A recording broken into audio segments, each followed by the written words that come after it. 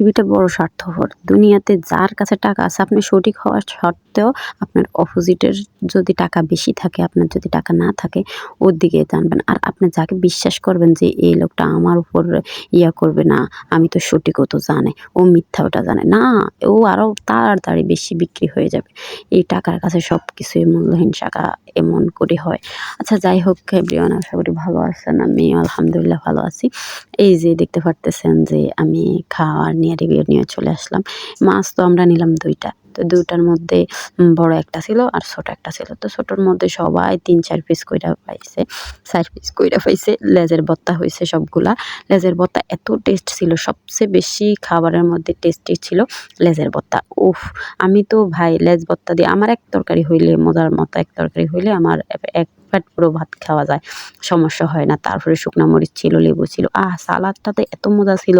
ওরা প্রাইসটা আপনার কাছে যায়নি বা আপনি বার্গেনিং করে নিতে পারবেন।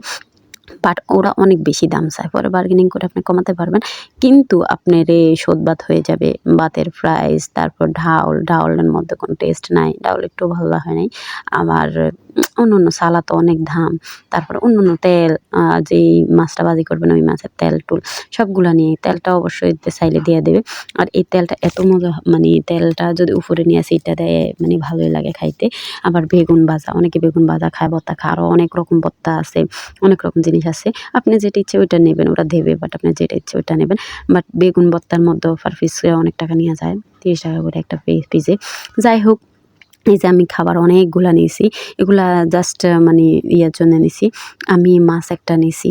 কারণ আমার ফ্রিজে যেই মাছগুলা ছিল আমি ওই মাছগুলা নিয়ে আসছি ক্যামেরাম্যানের জন্য। আমি তো কোনো প্ল্যান করে নিয়ে যাই নাই। নাহলে তো ওরে নিয়ে যাইতাম। আর টাকাও অত বেশি ছিল না। ও আবার ডিমওয়ালা মাছগুলা অনেক পছন্দ করে।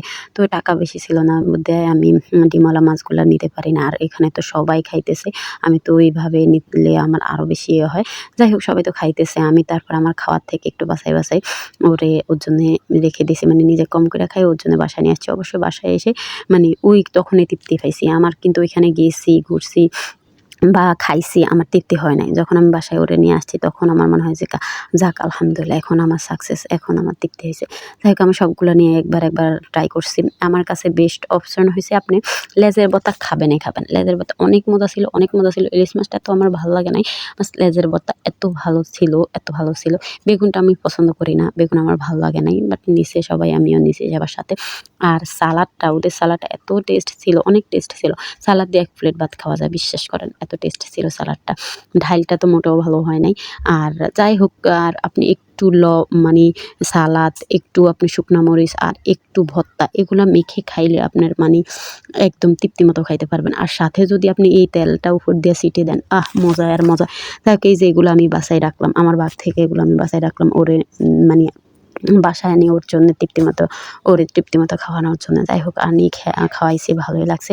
এই যে আমরা চলে আসতেছি আর এই যে কত রকম রেস্টুরেন্ট আছে, এগুলা কিন্তু একদম ভিতরে ঢুকতেই এগুলা পরে। আমরা এখানে খাই নাই, আমরা একদম মেন মধ্যে গেছি।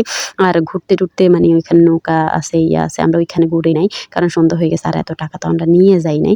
আর আমরা বাড়িতে অনেক নৌকা দিয়ে ঘুরছি, এইজন্য আমি আর এটা দিয়ে এনজয় করি নাই। বাট এমনি হাঁটছি, ঘুরছি, খেয়ে চলে আসলাম। সবাই ভালো থাকবেন, সুস্থ থাকবেন আর সবাই সবার জন্য দোয়া করবেন।